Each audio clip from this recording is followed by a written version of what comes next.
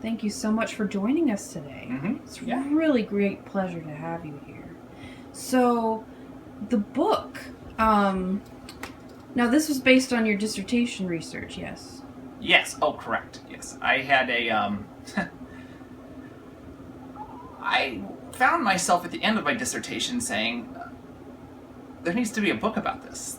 This can't stop at a dissertation." Yeah, I'll say. It's just funny because, I mean, most people are afraid of them. Yeah. Well, I think that the fear comes from unknown. Like people, hate what they fear, and they fear what they don't understand. So by not stopping at the dissertation, by creating a book, I could then bring a little bit of knowledge to the forefront and really help them understand what it is that they're dealing with. Well, I guess the real fear though comes from the idea that most of them are scary. These things that you write about. Yeah. Well, they are frightening. They do. They like to gather in groups, and that can be frightening when there's more than one. It's the thing about it's perception, and people don't understand that it's perception. You have this ability to not be afraid of this. I mean, this is something that you can overcome with the shift of a mental process or two. So, is this something that you had experienced in childhood, or? On several occasions, yes. I had originally experienced it about 5 years old. There were... They were under your bed, they were, did you live near a graveyard, that kind of thing? No, oddly enough, there's, I think the nearest graveyard from my childhood home at that time was at least 15, 20 miles. But they, there were some that were in the closet that came out. I did have a closet. I never had any that came out from underneath the bed. But the ones that were in the closet were frightening. They had red eyes. They had their skin was mostly falling off. They lost their teeth, except for a few, and they were pretty much. Now, were they people that you knew, or? No. These, I think they were previous tenants of the house that just couldn't give up on living with that thing. Okay. Yeah, these these ghosts were still physical in nature, and they didn't pass through walls. They would smack into them if they tried. Yeah, so they were ghosts that you write about, yes. But the element of them being of this particular personality that's really, I think, what's interesting to people, because there's tons of books about ghosts, but these particular types of ghosts are really what's interesting, I think. Yeah, well, definitely. Clown ghosts. Those are also out there. There's the type that I've written about. There's there's.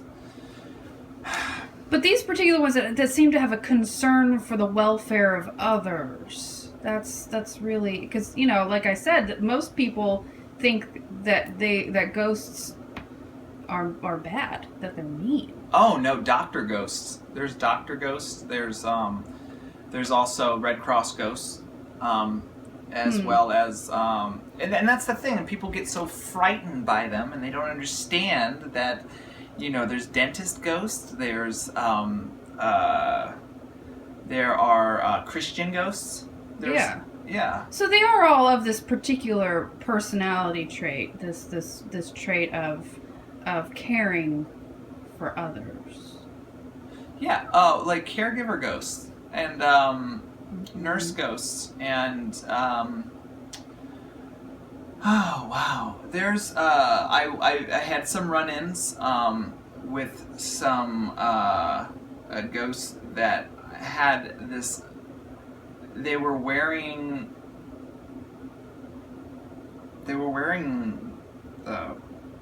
monk outfits. They were like Buddhist monk ghosts, and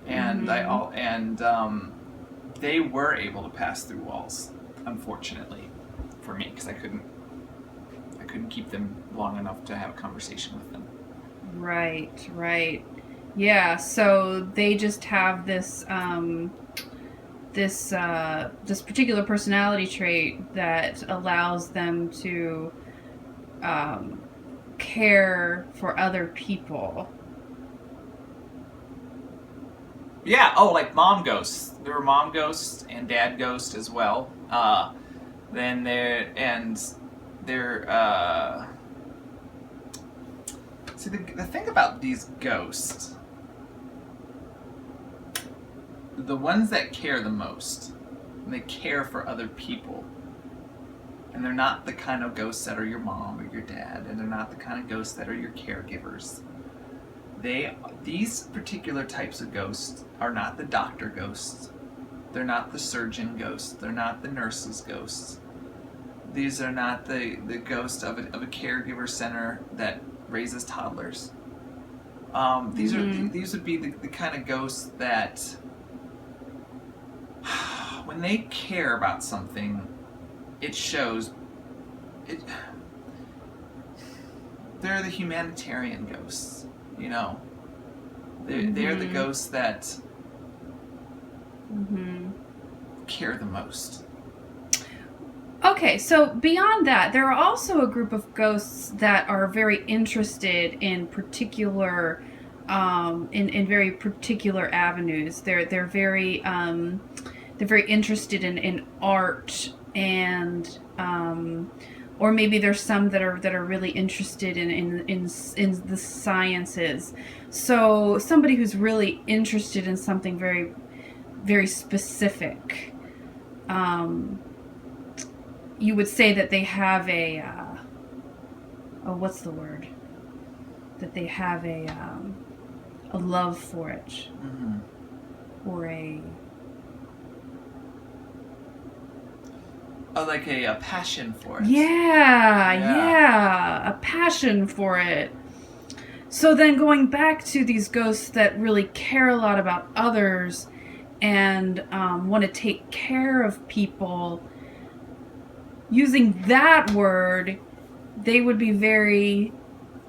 Oh, you're probably referring. You're probably referring to some of the compassionate ghosts that have startled me in a previous lifetime. Yeah. And they manifest in this lifetime as these little beings that like to pop out of closets, never in beds, mind you. And I've had them make sandwiches for me. I've had them really just. Well, it's in the book. Read my book. We will. I will at some point, for sure. Okay, thank you so much. Thank you so much for being on the show. Yeah, thanks for having me.